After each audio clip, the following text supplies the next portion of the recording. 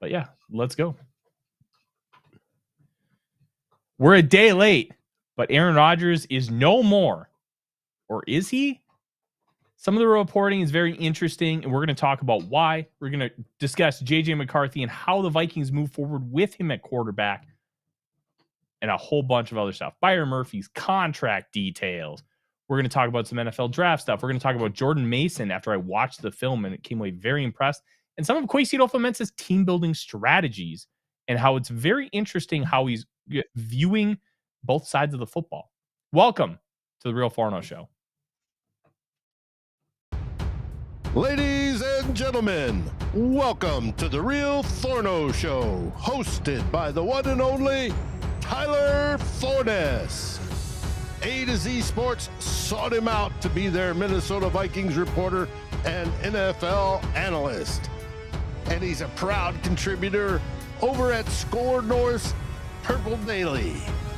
Tyler is also the captivating host of The Good, The Bad, and The Hungry on the Voices of Wrestling Podcast Network, and a founding member of Vikings First and SKOL. Welcome, ladies and gentlemen, to another episode of the Real Forno Show on a special time and date, sponsored by your friends at Underdog Fantasy, which, let's be real, Dave, it's March Madness. This is the perfect time to go have fun. We'll talk about that a little later. I'm your host, Tyler Forness. With me, as always, in the top left corner, he is producer Dave. Dave, have you been enjoying the March Madness so far? Negative. Oh, you got to have the multiple TVs set up. It is a joy. But we're not here to talk about I've got one thing on my mind only, and that's Minnesota Vikings. Well, even I have more things on my mind than Minnesota Vikings. Shocking, I know. But McNeese State put the whip into Clemson earlier today, and that was one of the upsets that I have picked in my bracket. I'll never top my bracket in 2017, Dave. 100th percentile, 1800th place out of over 10 million brackets, or maybe it was 20 million on ESPN.com. I did very, very well. People laughed at me for putting Oregon in the Final Four. I was right. But we're not here to talk about March Madness. We're here to talk about the Minnesota Vikings. And because we're a day late, we're also a day behind on some other things. Dave and I both had some logistical things yesterday. Our foster dog, Marzipan, had surgery, so we're still trying to get her to not run around, which has been a real challenge for a Boston Terrier. But we're ready to go. And let's talk about this Aaron Rodgers thing, Dave, because Tom Pelissero reported as I was sleeping around 6:50, 7 o'clock in the morning Central Time that the Vikings would not be pursuing Aaron Rodgers. But the one thing I find fascinating is at this time, everybody's keeping the door open. And I'm really fascinated as to why. And I think this is a conversation that breaks down a little bit more in the minutia than it has to do with, hey, the Vikings actually want Aaron Rodgers. I think it has to do with insiders, one, wanting to be right, two, pandering to those who are giving them information, and three, they want to leave the door open so they can keep talking about it and speculating. I think the door is closed. I think unless J.J. McCarthy suffers a massive setback that just knocks him out for 2025, which I don't believe is going to happen, but you never know with injuries. They happen in the game of football, and they can happen non-contact. I.e. Teddy Bridgewater. Mm-hmm. He had two of them. If you didn't know, Teddy went on I think it was the Pivot podcast a couple months ago, and he talked about how he believes he tore his ACL on that famous cutback against the Chargers in the preseason game. And then after that is when his knee completely dislocated, because you have to have like a destabilized knee or something completely catastrophic in order to dislocate it like that. So that he thinks the torn ACL happened prior, which makes a heck of a lot of sense. But those are the only ways that McCarthy won't be the guy. Now, I really don't believe that you have a situation here where Aaron Rodgers is going to come here. Diana Rossini, I want to tread lightly because I don't want to be disrespectful, but Diana Rossini gets a lot of her information from Aaron Rodgers. Well, how do I know that? It's more of a read between the lines thing. I don't have any concrete evidence, but just by the way she reports things and how she's reporting them, you can tell that Aaron Rodgers' camp gives her a lot of information. And this is where, when it comes to insiders, you have to really read between the lines to try and figure some of this out, because there are answers in broad daylight for you, but you have to find them. They're not going to be written out in stone. So the Vikings won't be going for Aaron Rodgers, but Rossini keeps going for it. She was asked by Rich Eisen earlier today on his podcast, or no, it was Dan Patrick, sorry.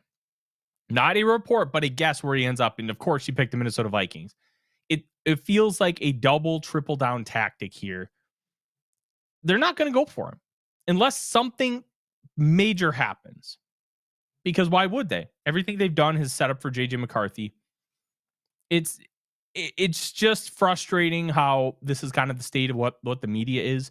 And I don't want to get into a real discussion, like a super in-depth one, because then we're going to start bringing politics in. And this isn't political. This is about ratings. Ratings aren't political. Ratings are money. What brings ratings? Talking about big-time stories. Talking about big-time characters. And in this sense, characters are football players. Aaron Rodgers, outside of the game of football, is a huge character himself, just by the way he goes on like Pat McAfee show and he does all these things, and he believes in like some conspiracy theories and the ayahuasca and the darkness retreat. He's an enigma, and people want to talk about an enigma. So leaving the door open to me is less about what the Vikings are actually going to do and more about wanting to milk this story for all it's worth, because it drives clicks, it drives traffic, it drives views, and in turn, it drives money. And to me, that's, I think, the most frustrating part about kind of how the media has trended over time. Because look, Dave and I do this, one, because we love it, but two, we do make some money off of it. And the more people that do watch and listen to us, the better. But we're also not the type of people where we're going to spend an hour and a half talking about Aaron Rodgers because it might give us a few extra views. That's not how we operate. We want to operate from a more natural perspective. We want to talk about the things that matter. We want to talk about the things we want to talk about. But we also don't want to just keep talking about the same points without ever changing anything. That's not how we roll. But we're also not in a position like ESPN, where you have to continuously draw ratings every day. Otherwise, you're not going to get the ad revenue and yada, yada, yada. So it's Dave, it's just frustrating that we continue to have this conversation because it should be just flat out over. And it's not, which honestly stinks. Hopefully Aaron Rodgers just picks the Steelers and we're done with it. Yeah, and hopefully JJ McCarthy freaking stars in OTAs and preseason, and it's not even. And he rolls in as QB1. Yeah. Marzipan had something in her mouth. I had to get it out before she swallowed it. I've already spent enough trying to get foreign bodies out of dogs. Yeah, it's annoying, but well, let's shift this over to the actual important part of the conversation, which is JJ McCarthy. But before I do that, I want to we have seen a ton of you joining the channel here over the last week and a half. Thank you. If you are new, thank you. Please do the whole subscribe thing and ring the bell, because Dave and I are going to be doing a lot more of this, especially because hopefully Dave is moving in next month, and we may have to be a little more maneuverable with some of our times. You're going to want to hit that notification button. We're not annoying. We don't post 5 million times to the community tab, but when things happen, we're going to be around and we're going to let you know. We're going to be there to communicate with you. So you'll want to hit that, but please subscribe. We want to pass 5,500 subscribers while we're live tonight. And by the draft, I would love to somehow get to 6,000. I think that would be a realistic goal. Before the season, my goal was to get to 10,000. But YouTube is interesting because they have big ebbs and flows. And right now we're in a big ebb and not a flow. Or I might have that backwards. I don't care. But yeah, subscribe. Have fun with us. And let's talk about JJ McCarthy, because this team is set up for him to be the guy. This team is set up for him to take that next step, to be this superstar. He still has to prove it. He still has to do it. But he's fully capable of doing it. And we got to make sure Marzipan's new to the office, so we got to make sure she's doing okay. it's really simple stuff. They have given him a souped up Mustang, and now he has to drive it without crashing it. But how good of a driver is he? That's what we're finding out. A lot of times, new quarterbacks, like Drake May last year, went into a bad situation. You could argue Jaden Daniels didn't go into a very good situation last year. But the coach, Dan Quinn, and a lot of what Daniels did, they elevated that team way higher than they should have been. Caleb Williams didn't go into a good situation last year. They did a lot of work this offseason to fix the car. So it should be easier for him to drive, well, especially with Ben Johnson as the crew chief. The Vikings have given J.J. McCarthy arguably the best car for a team that is starting a young quarterback that I've ever seen. I've never seen a guy who was about to go in his first year as a starter with this good of a car. That's not to say that this is going to be the best team of all time. I'm not even coming close to saying that. But you have superstar wide receiver. You have 2 Pro Bowl tackles. You have an emerging star in Jordan Addison. You have a top 5 tight end in TJ Hawkinson. Now you have a really good duo in the backfield. Neither one of them are like top 10, but you could argue Aaron Jones is top 15. You could maybe argue Jordan Mason right now is top 20. Those might be stretches, but it's not a disrespectful conversation either. And then you have a great play caller who just came off coach of the year in Kevin O'Connell, who's 34-17 in the regular season in 3 years. This is a very good football team. This is a very good car, plus an elite defense. So how is McCarthy going to be able to step in? Based on what we saw from that rookie film, the game against the Raiders in the preseason, conceptually, he should be great. He should be able to run the offense really efficiently, be proficient, and explosive. It's going to be a lot different in the preseason versus the regular season, both from a talent and schematic perspective. Teams in the preseason run a lot of base defenses. Hey, these are our core concepts. We're just going to run our core concepts. We don't want to do the fancy stuff because we don't want to put it on tape and then teams all of a sudden start using it. So if you run cover 2 zone a lot, you're going to run a lot of cover 2 zone. It's going to be very basic. Like just the basic plays you would pick on Madden. They're not doing anything fancy. They're just running basic Madden stuff. So unless those you're factors, Brian Flores, then you're blitzing. Well, some of those are just basic Brian Flores blitzes. And one of the interesting things about Flores is he has a mindset. His base package is rushing 5. So even though it's considered a blitz, Brian Flores, he's not blitzing. So that makes things very interesting as a whole too, Dave. If he's not blitzing, then what is he doing? He's just being Brian Flores. He's just running his defense. And I think that's where, when we look at some of these blitz rates, why he's so high and other people are so low. I don't necessarily think he's that high because 5 is just his base pass rush. He wants to rush at least 5 rushers, or he's dropping. That's kind of just how he operates. He doesn't send 4 very often at all. It's either 3 or 5 plus. And I don't want to call those all blitzes because he doesn't think he's blitzing. He's just doing his thing. Marzipan, come on, get out of there. You're by all the cords. I don't like that. Sorry about that. Yeah, it's going to be interesting to see how McCarthy drives the car. And he is theoretically is going to be healthy for OTAs, which is great. And he's been throwing, but at the same time, Dave, he hasn't gotten a lot of practice, but he has been in the meeting rooms. And Cam Bynum mentioned it earlier today when he did an appearance on NFL Network's Good Morning Football. He spent a lot of time in the defensive meeting rooms, trying to learn defense, trying to learn what they're doing, trying to figure out, hey, what does this mean? How do I beat it? How do you attack me? That kind of stuff is great. Cam Bynum's a believer. Now, we know Bynum is no longer with the franchise, but any teammate that says positive things about your quarterback is great. It's great. It's a sigh of relief. Because if the teammates don't have buy-in, the coaching staff and front office doesn't have buy-in, why the hell should I have buy-in?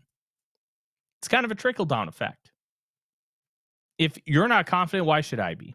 Everybody seems to just be enthralled and love McCarthy. So that's an objectively great thing here, Dave. I'm really excited about what this could be.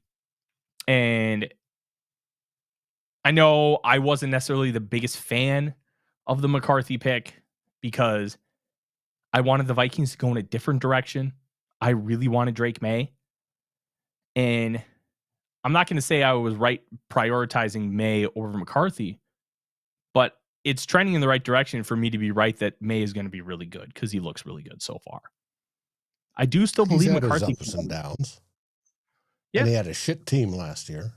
They're only partially improving. He was driving a Ford Pinto last year, and he was still able to get a lot out of it. Sometimes the driver makes the car. Sometimes the car makes the driver. Sometimes they're just a phenomenal pairing. And I do believe in McCarthy. Quang is like, man, Tyler has some bad taste in cars. Listen. Chuckle on that. They're just generic metaphors. If I had a choice of cars, I would want a 69 Chevelle SS. That is my jam. I also want a 1995 Chevy Silverado extended cab with the split pipes at the 45-degree angles, loud and tuned, but not so loud that you're going to wake up all your neighbors. I just want to wake up my dog. But yeah, there are a lot of interesting cars, but we're not really talking about cars. It's just metaphors. You guys know I love metaphors. Metaphors are fun. Did you see with all the interviews done over the last couple of days, it was let out that everybody that interviewed said J.J. McCarthy texted them as soon as they agreed. Every player. That's awesome. Defense, offense, all of them. And it's that it factor. It's part of the leadership, but I think it's awesome. It is awesome. And I think that's an important factor. You want to grow relationships with your teammates. You want to build community and that culture that the Minnesota Vikings have. And Jonathan Allen basically said culture was a big reason why I signed here. Javon Hargrave said it in not as directly, but he said it was an important factor in his decision. The Vikings have something special here. And I'm going to use this point later when we talk about Kwesi Adofo-Mensah's team building because it's important. Culture matters. If you don't have a good culture, who cares? Mm-hmm. Like the Steelers have Kelly, a weird... and so did the new guard. Yeah. Culture does matter. It matters a lot. The Vikings have a great one. Like the Steelers have an interesting culture. Mike Tomlin can make anything work with anybody. That man deserves a Nobel Prize for some of the personalities he's had to deal with. But at the end of the day, they don't have the best culture because they have so many of those personalities and they just try to make it work. You need to build up with great personalities. You need to build up with great people. You can find great people and great players. You don't have to be... I'll use BYU as an example because BYU has the honor code and you have to follow it. And a lot of college kids who are 21 aren't going to want to be like, no alcohol, no smoking, no sex. Like that's part of the strict honor code that they have at Brigham Young University. But you can still find great players who are willing to adhere to that honor code. You can find great people and great players at the same time. And that's where that metaphor comes into play. You don't just have to find only talent. You can find both. You can do it. SKOL SC 69 Camaro Z28, Le Mans blue and white. Ooh, Le Mans. Oh, I said it wrong. You were correct. Matt LaCroix making fun of me because I have a bad taste in cars. That is a Ford man. Dave is a Ford man, and we know that I don't trust Dave. So.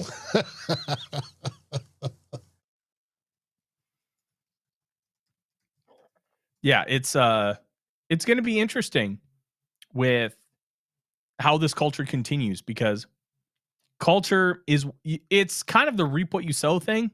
You get out what you put in. Are the Vikings going to be able to get a Super Bowl out of it? Please, for the love of God. I hope so.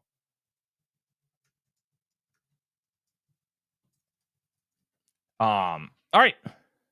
With that in mind, Dave, let's talk about our friends at Underdog Fantasy. This is a great time to have a little extra fun, especially with today being the first of 2 straight days of insane March Madness. You're not going to want to miss out. All you have to do is 2-day players, go higher or lower on whatever stats that you choose, and you can win up to 1,000 times your money. Plus, with the promo code Forno, you get up to 1,000 bonus credits by signing up with that promo code Forno today. Forno. It's that simple. And guess what? It's a lot of fun. It's a lot of fun. But you got to be in one of the states that it is available. Is available in most states, including Minnesota, North and South Dakota, Wisconsin, Nebraska, and down in Arizona, where my in-laws live. You are going to want to do it to have fun. And you know what? You don't have to do a lot. Just a couple bucks. Have a little bit more fun while you're watching these games. Like I said, promo code FORNO and join in on the fun.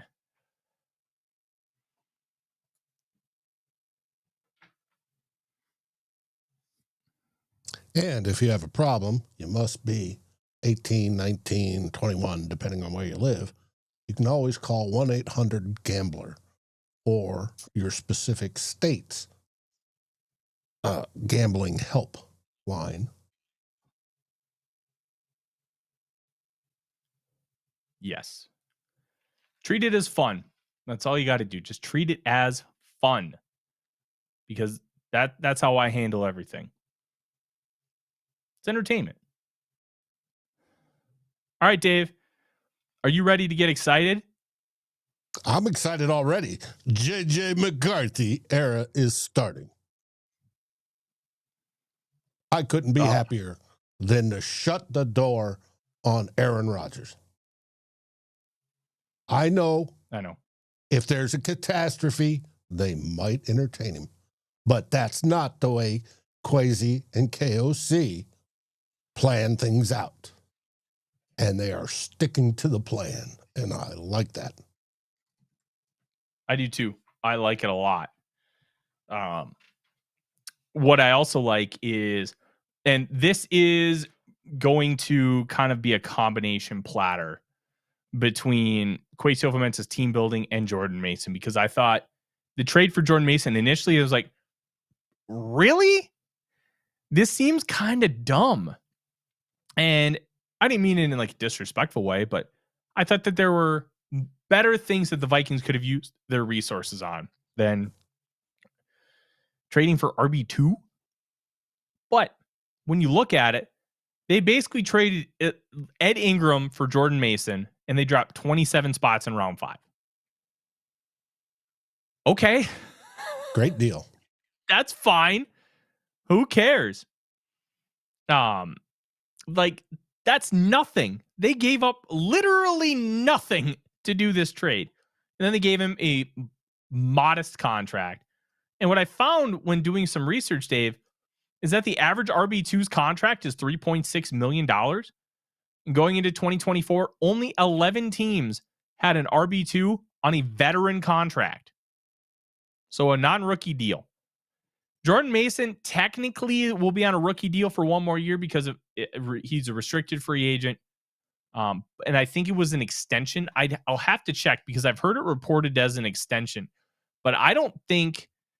they don't have it here quite yet on over the cap. It's an extension. They extended him. So here's the thing. It's a 2-year contract.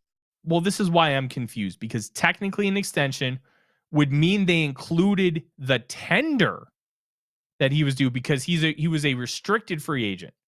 So that's where my confusion is. Is it a 2-year deal, or is it a true extension with that tender year in there? They were trying to get out of the tender, and I think it's just a 2-year deal. Okay. As I read it. That's where some of my confusion lies, but we don't have details on the contract yet. We do have details on Byron Murphy's contract, Dave. You guys can go to A to Z Sports. I kind of wrote about it. One of the interesting things about all of those incentives is they're going to be nearly impossible for him to get them. 7 interceptions, $500K. 9 interceptions, $1 million. $3 million for first team All Pro. $1 million for second team All Pro. Those are hittable. Same with $500,000 for the Pro Bowl. All those you can hit. The interceptions one, he's probably not touching any of it.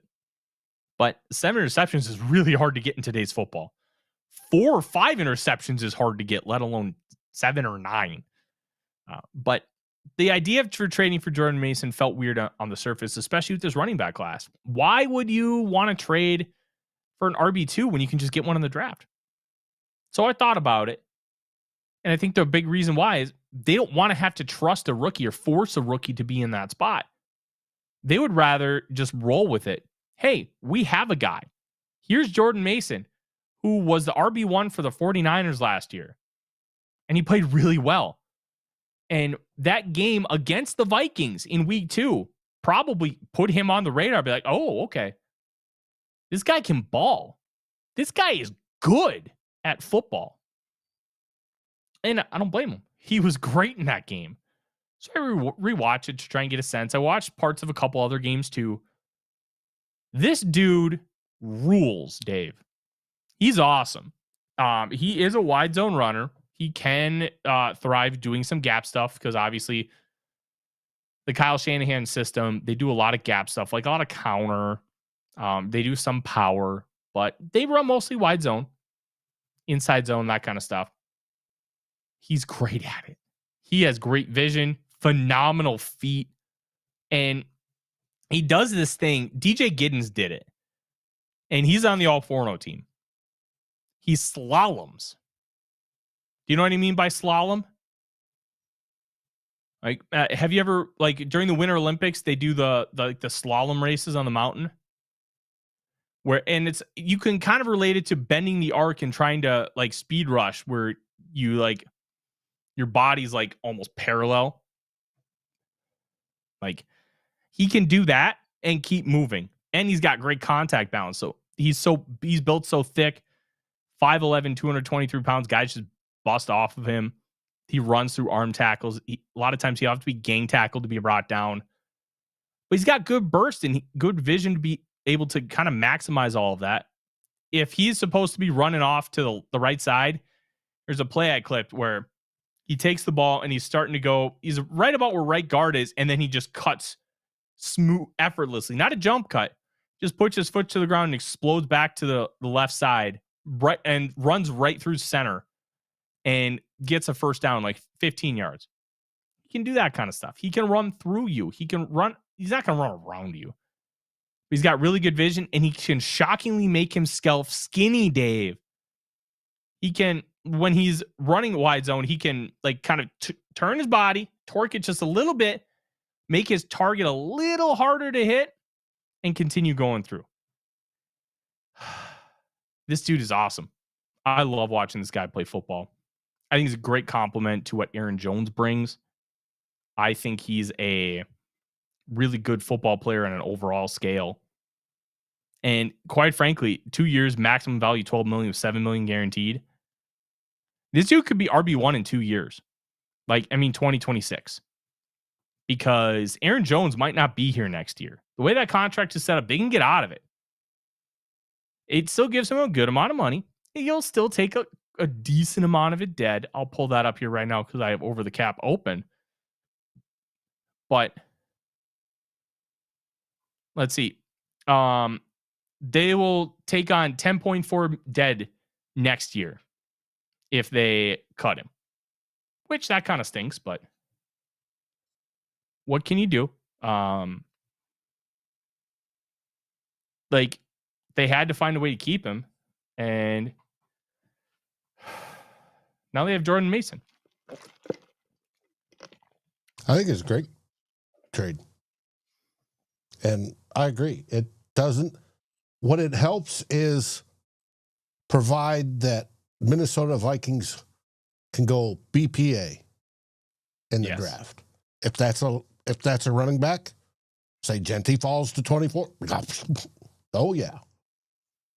But it could be anybody. It could be a good player, regardless of position. Yeah. And this is kind of where one of the big points I wanted to talk about here tonight, which we'll finish the show with questions, guys. If you have questions, throw them in the chat. We'll try and gather them so we can have that conversation at the end of the show. One of the interesting things about Kwesi Adofo-Mensah is how he's building this team. I think it was Sean the plan. Borman. Yeah, he tweeted out that the Vikings didn't have a single player in defense with a top 10 contract, average annual value. Like, we're not talking like with incentives laced in there. We're talking about what the core contract is. So Byron Murphy Jr. is not 3 years, at $22 million. It's 3 years at $18 million. Like, the best contract is Jonathan Grenard, $19 million. He's 13th. The Vikings are building a defense of parts rather than elite players. And I'm not to discredit like guys like Grenard, Van Ginkel. Like, they're very good players. You don't have a Myles Garrett. You don't have a Patrick Surtain. You don't have a Fred Warner. What you do have is a collection of guys who are very good that fit a role and fit very well with how the Vikings want to play. And fit the culture. I think it's really interesting. Because they do have multiple guys on offense, Dave, that are paid big time money. Justin Jefferson, second highest wide receiver contract, was highest before Sunday. And the fact that Jamar Chase gets an extra $5 million over Jefferson, one, look, that's the climate we're in today. And two, holy crap, Jefferson's like a bargain now at $35 million. It was bound to happen, but this quickly, I didn't think it would. But you also have a top 5 paid tight end, TJ Hawkinson. You have a top 5 paid left tackle in Christian Darrisaw. They're spending buku bucks on offense, elite player contracts, but they're not doing it on defense. And I found that point very interesting, that they're choosing to really pay star power on offense and going for a collective whole approach on defense. That's not to say they're not paying guys. They have multiple contracts in the top 20. Grenard at 13th. Jonathan Allen, I believe, is tied for 17th. And then Byron Murphy Jr. tied for 14th. Those two might be flipped. I can't remember off the top of my head. It's fascinating that's the approach, because they could have had Milton Williams they could have paid him that 26. Last year, they could have paid Christian Wilkins 27.5, but they balked. They didn't want to pay that much. So I find it interesting that they're willing to fork over that money for offense, not defense. But you can also argue that, well, have they found a guy that's worthy of a top 10 contract yet on defense? I don't know. Maybe they haven't. And that's why they haven't given that kind of money. But they could have done it for Danielle Hunter, which I'm glad they didn't. Hunter just got an extension. One, good for him. Two, he just didn't fit with the new direction of the Vikings. And that has nothing to do with how good he is. They made the right decision. The next part, like, if they find that elite guy, are they going to pay him on defense? I think they will. But it's interesting. What do you make of that, Dave? What do you Michael Barchard brings up Sauce. If they trade for Sauce Gardner, he will be one of those elite contracts, without a doubt, because he's probably going to be the highest paid corner. I got this right because Michael made a comment in on one of our videos about it. It's Borkart. Sorry. Borkart. No, I remember that because I had a teacher, Miss Borkart, in 6th grade, spelled the exact same way. I'm good with some pronunciations. Norsefius tells me to give a shout out to Eric and Florinda and Raquel from New Mexico, my home state. And I keep thinking you're from New Hampshire. I went to high school in New Hampshire, except for my senior year, which was in New Mexico. Okay. Lived all over. Yeah. and moving again. It's very interesting. This whole process. This whole process of the Vikings and how they're building this team. I also think Kwesi Adofo-Mensah continues to try and find market advantages. He did so a couple years ago with Josh Oliver, seeing receivers get buku bucks that weren't worth buku bucks. So he's like, okay, I'm going to pivot. I'm going to take a blocking tight end. Oliver's been a huge asset to this team. Then this year, he pivots again and is paying for RB2, something a lot of teams are not doing. So it's fascinating to see him continue to evolve, grow, and adapt based on the new information. And I think it's really good that he's not trying to zig when everyone else is zagging. He's trying to find opportunistic advantages. Having a guy like Jordan Mason, who arguably should be a starter in San Francisco, but only isn't because Christian McCaffrey, you're not going to start him over Christian McCaffrey. But you have him as he's a very talented player, and talented players should be on the field. So maybe you should find a way to get him on the field. Well, they couldn't because they have Christian McCaffrey.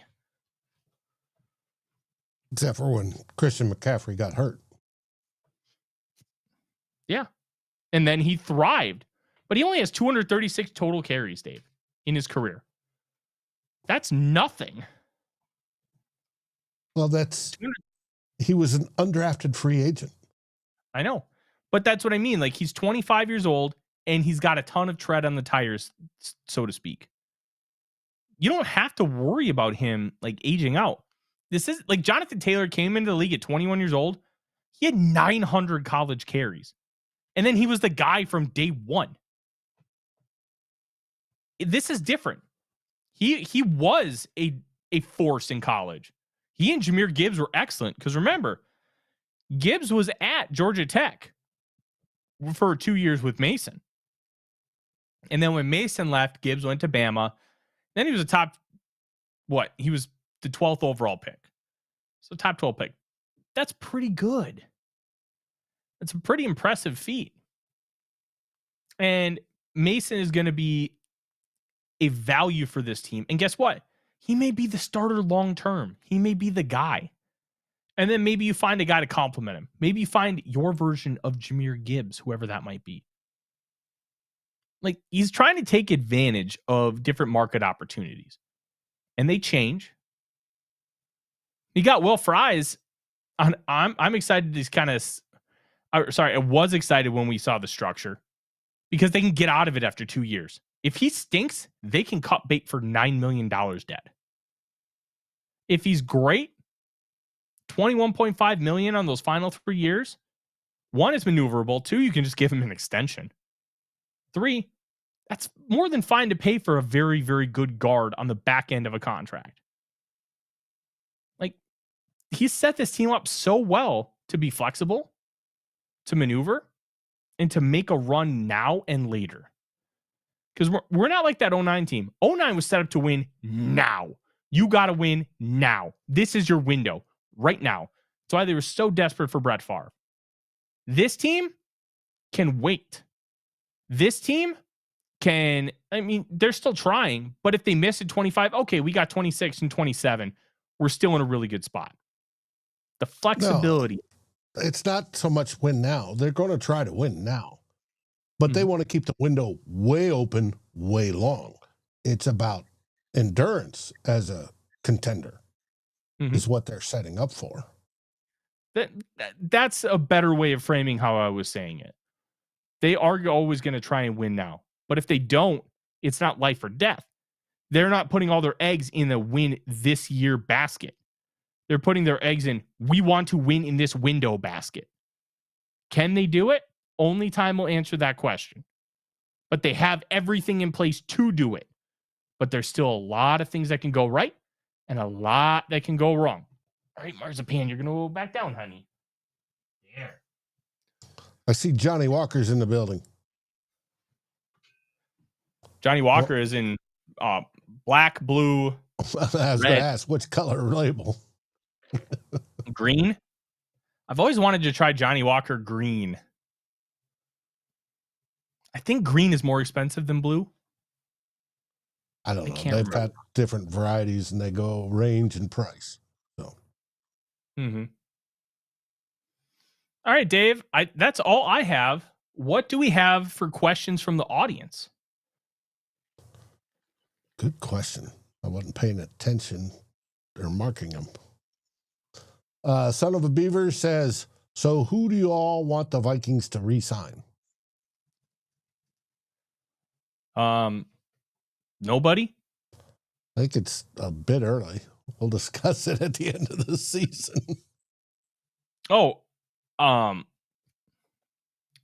I think what they mean is, of the guys that they still have as free agents, who do you want them to resign?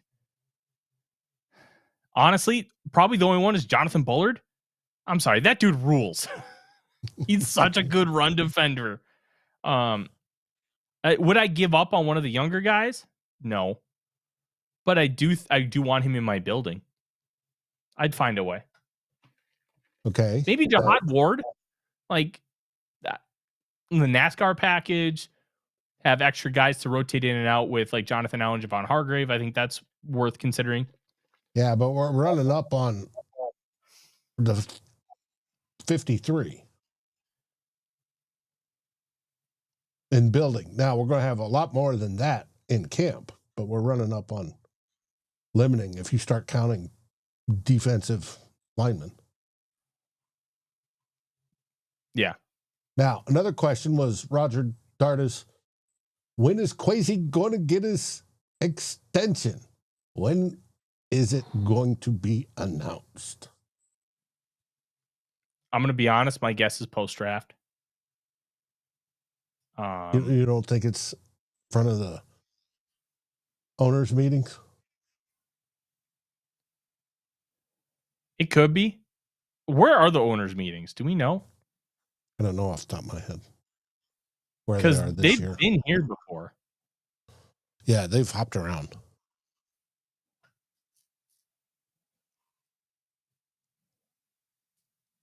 They like it in Minnesota because the Wolves put everybody up in that nice hotel.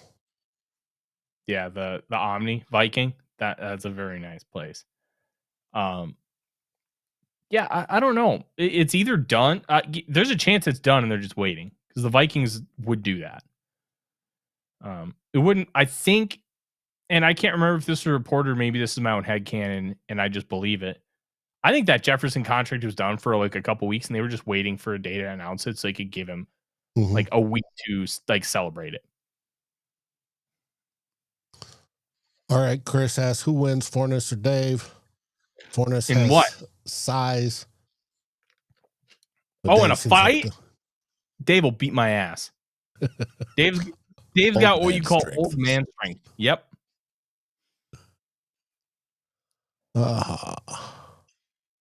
Where are they? I'm seeing articles on all the old ones. All the old what? Owners meetings. 24, 23, 22.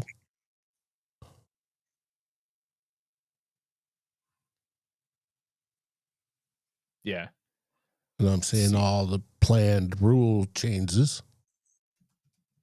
Or to be considered that. But Palm Beach, Florida. That'll be March a rough 30th one. to April 2nd. Oh, I know. Poor guys. Having to go to Palm Beach. Oh, so tortured. All right. What else do we have for questions, my man? Northfield, if Gray Zabel's there at 24, do we stick and take the pick? So this is interesting. Paul Allen talked about the fact that the Vikings might be prioritizing the offensive line in the first round. I'm not buying it. especially this early. But whenever Paul Allen says something like that, you have to take it seriously because of his connections. I should go back and listen to it because apparently he and Alec Lewis had a friendly fight about the Aaron Rodgers stuff. Paul Allen said it was never an option, and he said his source was impeachable. Alec was trusting his sources, saying they had discussions about it. So, and those two are really tight. Alec has filled in for Paul Allen talking about the Vikings. And I find it very, very interesting that Paul is saying offensive line at 24. I think if the right guy is there, then yes. But I'm not sure. I don't know what they'll do. Because I've seen Gray Zabel go mid first round all the way down to late second. I would not want to take him at 24. I don't think the value's right at 24. Yeah, but if you get a guy that can compete for left guard or slide into center once Kelly's retired. If you take him, you got to be sure that that's a cornerstone of your football team. You got to be sure. And the one thing that I'll caution everybody on is they thought that Garrett Bradbury was that guy. Obviously different regime, but conceptually, he was the Outland Trophy winner, best center in college. Remington yes, is best. I should know that because it's Outland is best lineman.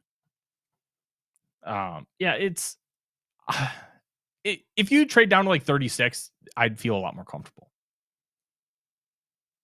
He also might not be there. I wouldn't be shocked because of where the Seahawks are and what Clint Kubiak's offense is if they take Zabel at 18 because they're so desperate at guard. But it'll be fascinating to see how it develops. Now, Quang asked, are there any good backup quarterbacks out there that fit the bill, the veteran type? No, not really. Not really. You're looking for somebody to hold J.J. McCarthy's hand, to be a mentor in the room. If a backup has to play, who cares? It doesn't matter. Well, we all care. We don't want to lose, but we understand you want somebody that can hopefully win at least 50% while he's hurt. Yeah. But that's what I mean. Like they think they like Brett Rippon a lot, especially as like a clipboard holder, somebody to help McCarthy. I think if there's anybody, I'd like Carson Wentz, but he's been known to be bad in the locker room.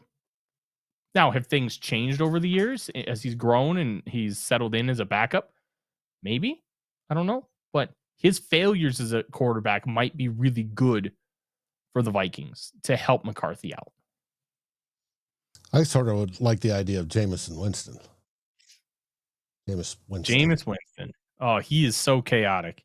Because if KOC could fix him, keep the positives, get rid of the negatives, I think that'd be cool. But who knows? Son of a Beaver's asked, if we draft a late round running back, who would you go with? Oh, who? Late round? The problem is I don't know. I don't know if some of these guys are going to come off the board. Like, I think someone like Trevor Etienne could go in like late round 2, but he could also fall to round 5 because he's got a weird size profile because he's 5'8.5", like 200 pounds. Him, RJ Harvey. I like LaQuint Allen out of Syracuse quite a bit. I need to watch him because he only played one game for Arizona this year. Ja'Cory Krosky-Merritt's getting a lot of love. And I'll read some of the testing off it. As they had the Big 12 Pro Day today. 41.5-inch vertical, 10 foot 5-inch broad, 4.41 40, and 18 bench press reps. He's got apparently a top 30 visit with the Vikings too. So like there's some really good ones out there. I also like Brashard Smith. Tyrone Tracy had a lot of success last year. Brashard Smith is also a wide receiver convert to the running back position. there's some really good ones out there, Dave. I'm really excited about this running back class, and I do think taking one at the end of the draft might be a better option. Gotcha. Now back to the backup quarterbacks. People are talking Flacco. There's a bunch of good names, and who knows? Darren and I may talk about it this weekend. There we go. There was one question that I saw. I saw two questions in the chat. I wanted to make sure I got. Chris asked if I'm going to the Purple Daily Draft Party. Want to slam Bruce and arm wrestle? Look, if I'm there, I'm not arm wrestling. I don't arm wrestle. I'm bad at arm wrestling. It's embarrassing. But I'll have a beer. I have not been. We have not had a conversation with. I only had one with Score about the Purple Daily Draft Party, so I don't know what their plans are. If they ask me to go, I'll probably go. If not, we're going to be live here all 3 days. So we'll kind of see how that manifests. I don't have an answer for you right now, unfortunately. Just kind of is what it is. The other one that I wanted to make sure I answered. SKOL, South Carolina, or SC, says, what are the top 30 visits so far? The only ones that have been announced. But where's the best place to track them? I'm going to have a tracker. I'm going to build one tonight or tomorrow for A to Z Sports. Derek Harmon, defensive tackle, Oregon, and Ja'Cory Krosky-Merritt, the running back from Arizona, the only two I've found so far. And we'll do an episode about top 30 visits and how they matter, because they have mattered for the Vikings. They have mattered quite a bit. Somebody did ask, I can't remember who asked me that. Freddie did. You're on the clock, pick 24. Who are you taking? I'd have to see the board to really give a true answer, but the number one guy I'd want, Alabama linebacker Jahad Campbell. Give me that dude. That is the guy. A couple years ago, it was Chris Olave I really wanted. Last year was Drake May. The year before that, it was Quentin Johnston. 2 out of 3 ain't bad. Johnston had a better year this year, but he's got a big drop problem. It's Jahad Campbell.